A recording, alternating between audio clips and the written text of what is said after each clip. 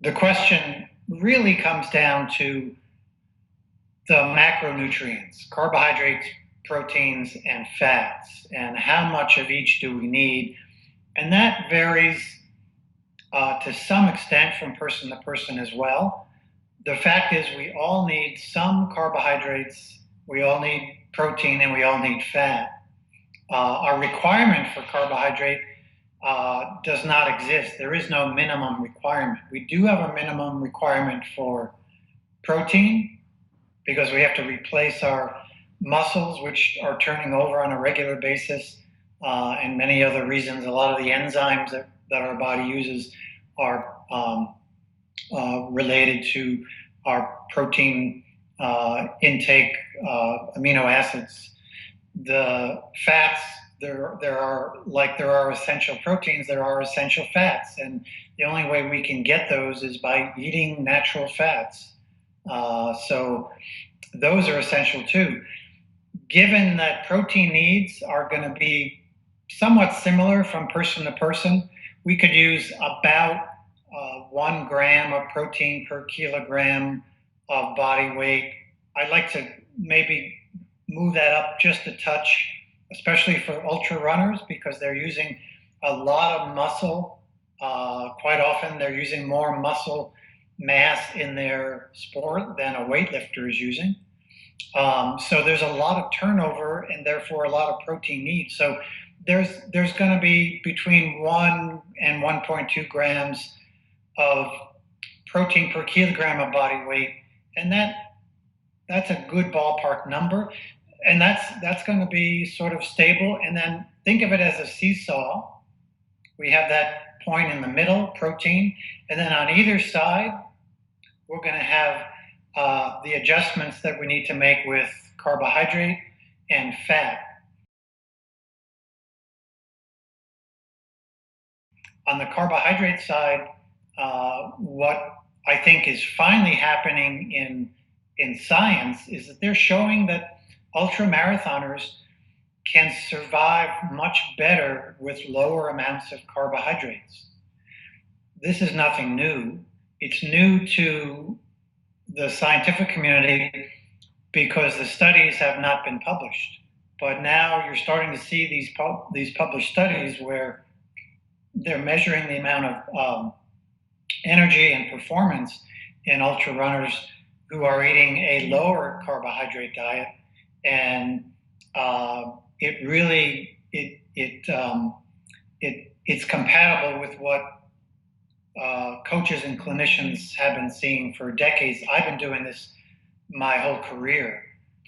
The important thing is that if you reduce your carbohydrates, you have to increase your fats. That's the seesaw.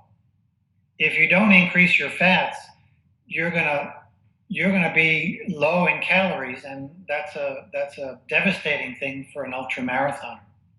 So the goal in ultramarathoning is to have as much energy as you can generate for the aerobic system, and that energy is fat. And by reducing your carbohydrate intake, you'll increase the body's ability to burn more fats, and by eating more fat, you'll increase the body's ability to burn more fat. And by training at a lower intensity heart rate, submax heart rate, more of the time you'll be developing the slow twitch muscle fibers, which burn fat for energy. And putting it all together is the recipe for great endurance. And that's what great ultra runners do.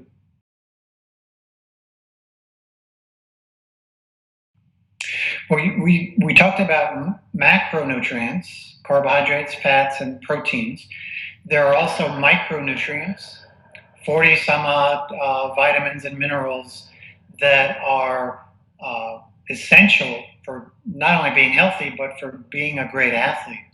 And these nutrients come from the diet.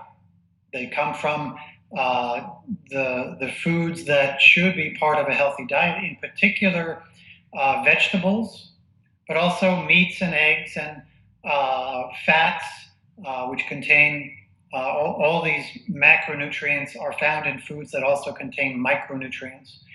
And when I was working with athletes in my clinic, one of the things I did on every athlete, usually more than once, was to evaluate their diet. I did a dietary analysis, and I would have them write down their diet. We would look at, in the beginning, we had to do it manually, but then the computer programs for diet analysis became available and made it much easier, which is something people can do today on their own.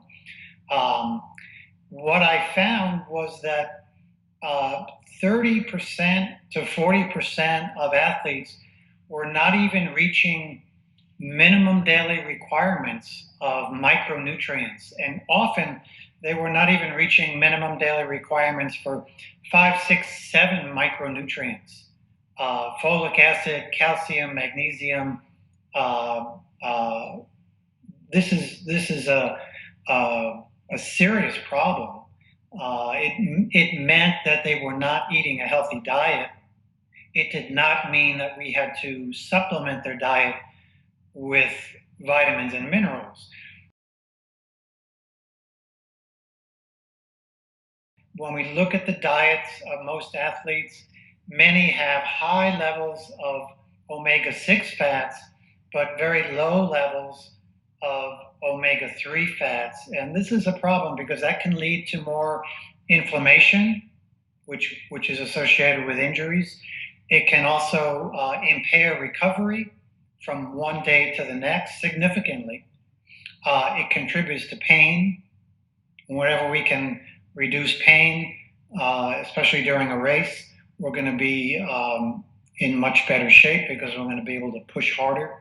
So the problem with that low level of omega-6 fats in the diet is that people don't eat cold water fish anymore.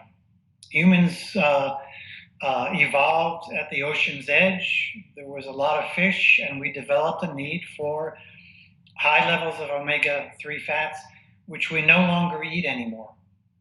So the next best thing to do, and the oceans have become quite polluted, so it may be just as well that we don't eat a lot of fish.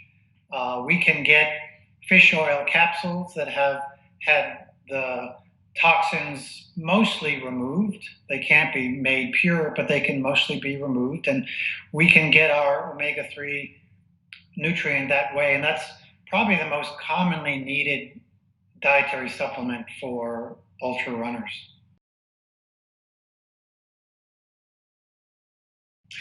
There are grounds for some supplement taking. However, it's vital to first eat a diet that's as healthy as possible. And a lot of people say, well, I can't eat more than 3 or 4 vegetables a day. Well, that's not true. You can easily get 10 servings of vegetables a day, and you should. You can get good quality vegetables.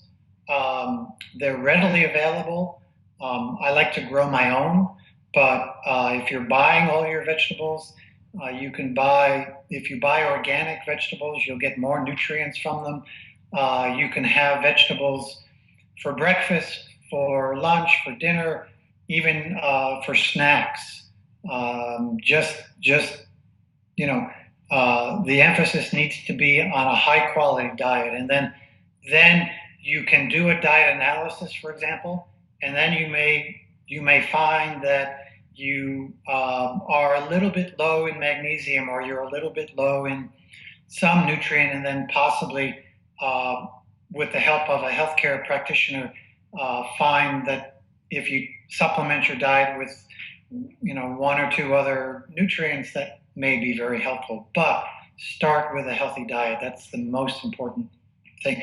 There are nutrients, and I should add that there are not only the 3 major macronutrients and the 40 some odd micronutrients, there are thousands of phytonutrients that are found in plant foods, not just vegetables and fruits, but nuts and seeds. And these thousands of phytonutrients play a very important role in keeping us healthy. They help repair our muscles. They help recover us after a long run. They help recover us after a short run. They help us during a race from literally from moment to moment in our metabolism. And scientists are discovering new phytonutrients all the time. So if you go out and buy a dietary supplement, there's only a certain number of nutrients in there. Whereas if you eat a healthy diet, you're not only getting the nutrients into your body that we know about, but you're getting the ones that we don't know about yet. And that's very, very important. And I should add that dietary supplements come with risks. Many dietary supplements are dangerous. I would just be careful about throwing a lot of pills into your mouth, because I think at one time people thought, well, I'm gonna take a lot of vitamins because it can't do any harm. Well, that's not true. It can do harm. It can do a lot of harm. So be very, very careful. And if you're a natural-oriented person, and if you're an ultra runner, you're a natural-oriented person. The dietary supplement world is full of synthetic products. Most vitamins, for example, in the marketplace are synthetic. And it's those synthetic vitamins that can be very, very dangerous. So be careful.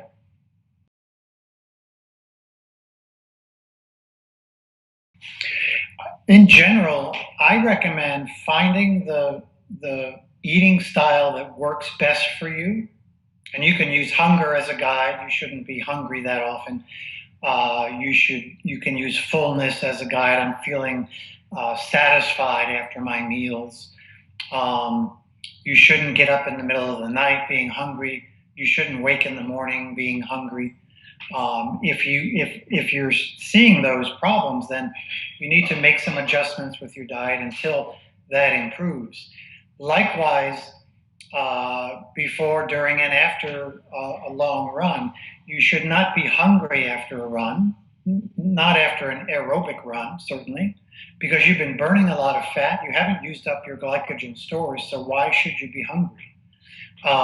So I'd like an athlete to go into their run feeling high energy, doing however many hours they need to do. And if there's going to come a point in a run, whether it's 4 hours or 5 hours or more, where you're going to start needing nutrients. Adding some nutrient will help with fat burning. So that's going to be an important thing, but it shouldn't be after 2 hours or 3 hours. Probably not even 4 hours. You should be able to, in your training, you should be able to go longer and longer without needing food.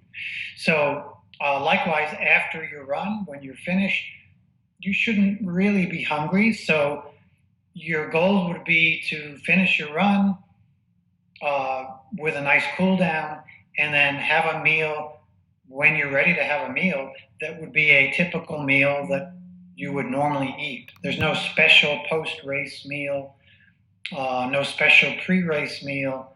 I think people need to figure out what foods sit better in their stomach after a meal, if that's an issue. What foods can they eat during a run, a long run? That is somewhat individual. So I think there's some experimentation to be done there, but not during a race, during training.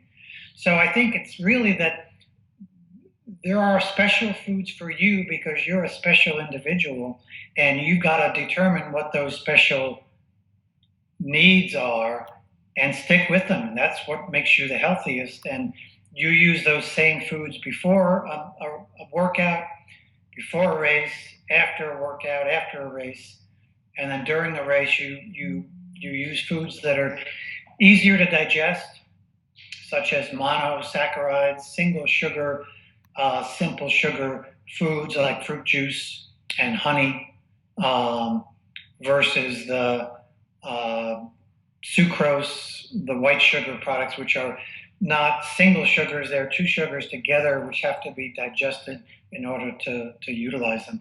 So that's where experimentation comes in. But find the diet that works for you, and that's the one that will work as a pre pre-race, pre-workout, and post-race, post-workout diet as well.